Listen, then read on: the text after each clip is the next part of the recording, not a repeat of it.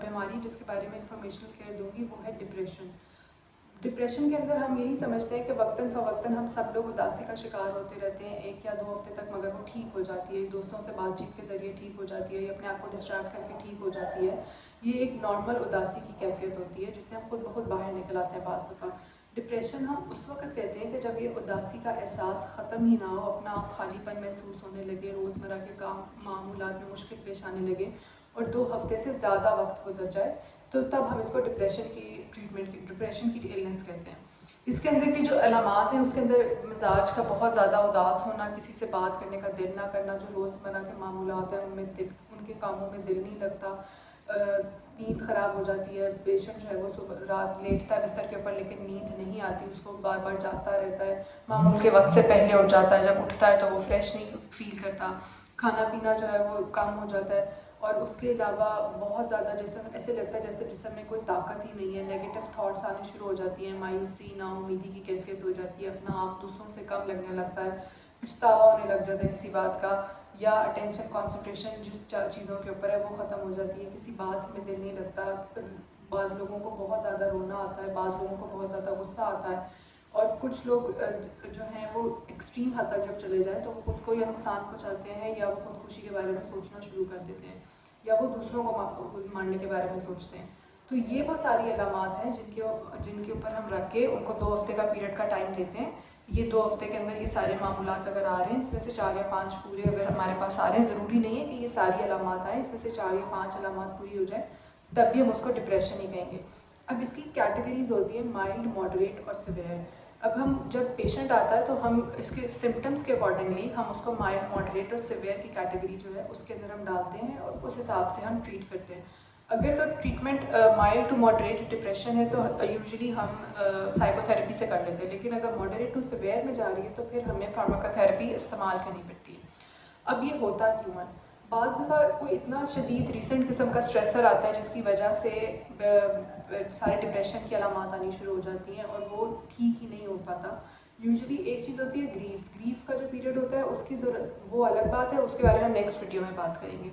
कि ग्रीफ अलग है और डिप्रेशन अलग है। जब डिप्रेशन बहुत ज़्यादा हो जाता है, बहुत ज़्यादा मायूसी नाउमीदी की कैफियत तारी हो जाती है, तब हम इसको डिप्रेशन कहते हैं और ये कोई किसी शदीद किस्म के स्ट्रेस से जो बहुत अरसे से चल रहा है, आपके साथ साथ चल रहा है, तो फाइनली वो एंड डिप्रेशन के ऊपर करता है। दूसरा बात ये है कि अगर आप बिल्कुल तन्हा हैं, आपके पास कोई सोशल सपोर्ट नहीं है और आपकी उदासी मायूसी की जो बातें हैं या जो कुछ भी आप कर रहे हैं उसको आप शेयर नहीं कर पा रहे किसी बंदे से, तो इस सूरत में भी हम डिप्रेशन जो है वो हो जाता है। फिर कुछ जिस्मानी बीमारियां ऐसी होती हैं जिसके वजह डिप्रेशन हो जाता है, जैसे कि खुदा न खास्ता किसी को एड्स है या कैंसर है या कोई ऐसी बीमारी जिसकी वजह से वो बहुत ज़्यादा अफसरदा है और उसके सारे रोज़मर्रा के मामूलात ख़राब हो रहे हैं और वो मायूसी और नाउमीदी और ख़ुदकुशी के ख्यालात की तरफ जा रहा है, तो उन लोगों के अंदर भी हो जाता है। चौथी चीज़ ये देखी गई है कि जो लोग नशा करते हैं, चाहे वो शराब नोशी करें या किसी भी और चीज़ का नशा करें, उन लोगों के अंदर भी डिप्रेशन ज़्यादा होती है। ख़वातीन में ये मर्दों की निस्बत 2 टाइम्स ज़्यादा होती है और अगर आपकी फैमिली हिस्ट्री है, जीन्स में आपके डिप्रेशन है, तो आपको ये होने के चांसेस काफ़ी ज़्यादा हैं। अब जब ये अलामात होती हैं तो आपने करना क्या है? सबसे पहले आपने माहिर नफ्सियात से रब्ता करना है, ठीक है? आप किसी भी बात को डॉक्टर से छुपाएं नहीं, किसी भी बात को राज ना रखें। अगर आपका कोई दोस्त है आप उससे बात करें और अगर उससे बात करने के बावजूद भी आप ठीक नहीं हो रहे और आपको लग रहा है कि आपकी कंडीशन मज़ीद ख़राब होती जा रही है, तो आप फ़ौरन से बेशतर माहिर नफ्सियात से बात करें। वो आपको बताएगा कि क्या आप सिर्फ साइकोथेरेपी के थ्रू ठीक हो सकते हैं या आपको फार्माकोथेरेपी जो है उसकी भी ज़रूरत है। अब जब इलाज की बारी आती है तो उसमें हमारे पास 2 होते हैं, जैसे मैंने अभी बताया कि एक साइकोथेरेपी होती है और एक फार्माकोथेरेपी। साइकोथेरेपी तो सिंपल बातचीत के ज़रिए होती है, उसमें मज़ीद को छोटे छोटे टास्क देते हैं कि आप ये करें, आप डायरी लिखें, अपनी जो भी आपको सोच आ रही है आप उस सोच के बारे में लिखें, कोई रोज़ की कोई जिस्मानी एक्सरसाइज करें, कोई वर्जिश करें, नींद अपनी पूरी करने की कोशिश करें, इस तरह की बातें होती हैं। फार्माकोथेरेपी जो है उसके अंदर फिर हम अब दवाइयाँ बताते हैं कि ये दवाइयाँ ये एसएसआरआईज़ होती हैं, ये एसएनआरआईज़ होती हैं, ये हमें दवाइयाँ देनी है। अगर नींद डिस्टर्ब है तो बेंजोडाइज़ेपिन्स देते हैं, लेकिन इन सब के साथ आपने जो भी आप मरीज़ को दवाई एडवाइस करेंगे उसके आपने इफ़ेक्ट बताना है, उसका साइड इफ़ेक्ट बताना है, उसकी कंप्लाइंस इंश्योर करनी है, उसका ड्यूरेशन बताना है कि एटलीस्ट 6 to 9 months आफ्टर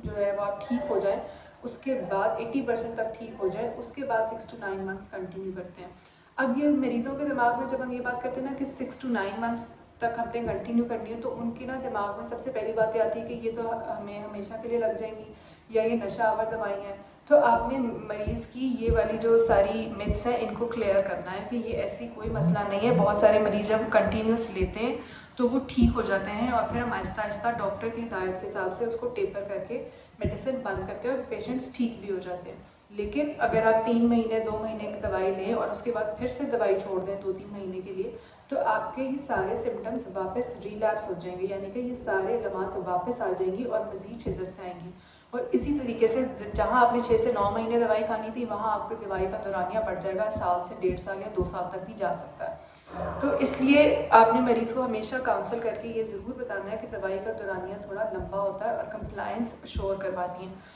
और रिलैप्स के जितने भी सिम्टम्स हैं वो सारे कुछ बताना है कि क्या क्या वजूहात हैं जिनकी वजह से रिलैप्स हो सकती है। दूसरी बात आपने ये उनको याद दहानी हमेशा करवानी है कि जब भी दवाई बंद करें या बढ़ाने या कम करें, डॉक्टर की हिदायत के हिसाब से करें, क्योंकि डॉक्टर ज़्यादा बेहतर कंडीशन को समझ सकता है। डॉक्टर साइकोथेरेपी भी साथ चलाएगा, डॉक्टर दवाइयाँ भी साथ साथ चलाएगा। इन दोनों चीज़ों को इकट्ठा करेंगे तभी जाके डिप्रेशन की सारी अलामात ख़त्म होती हैं और पेशेंट आहिस्ता आहिस्ता नॉर्मल ज़िंदगी की तरफ आना शुरू हो जाता है। अब जब भी आप डिप्रेशन की हिस्ट्री लेंगे, आपने हमेशा बायपोलर की हिस्ट्री ज़रूर लेनी है। उसकी इंफॉर्मेशनल केयर हम आपको नेक्स्ट वीडियो में देंगे। अगर मरीज़ इलाज नहीं कराता या इलाज ना कराने की सूरत है, उसमें क्या होता है, उसमें मज़ीद आपकी कंडीशन बिगड़ जाती है, मरीज़ को मज़ीद नुकसान पहुँचता है, ख़ुद तो पहुँचता है, उसके अलावा ख़ुदकुशी के ख़्यालात आने शुरू हो जाते हैं, दूसरों को मारने के ख़्यालात आने शुरू हो जाते हैं, बहुत सारी ख़ुद को सेल्फ हार्म जिसको हम कहते हैं मरीज़ वो करने लग जाता है, या कभी भी घर से निकल जाएगा, आपको पता भी नहीं चलेगा। जिस तरह अक्सर मरीज़ ख़त लिख के चले जाते हैं कि मैं ख़ुदकुशी करने जा रहा हूँ, इस तरह की वो बातें करते हैं। तो कोशिश करें कि आपको या आपके इर्द गिर्द अगर आपको महसूस हो रहा है कि कोई बंदा डिप्रेशन में जा रहा है इन सारी अलामात के साथ, तो आप उसको खुद माहिर नफ्सियात के पास लेकर आएँ या उसको एटलीस्ट काउंसिल करें कि उसको माहिर नफ्सियात की ज़रूरत है। यहाँ पे डॉक्टर जितने साइकाइट्रिस्ट बैठे होते हैं वो आपकी सारी मदद के लिए बैठे हुए हैं और हम सब आपकी मदद के लिए ही बैठे हैं। साइकाइट्रिस्ट भी और साइकोलॉजिस्ट भी, हम सब दोनों मिल के पेशेंट की सारी अलामात को देख के उस हिसाब से मेडिसिन भी एडजस्ट करते हैं और साइकोथेरेपी भी करवाते हैं। तो ये है वो डिप्रेशन की इंफॉर्मेशनल केयर जो मैं आप सबको पहुंचाना चाहती थी। नेक्स्ट वीडियो तक के लिए इजाज़त दें। अल्लाह हाफ़िज़।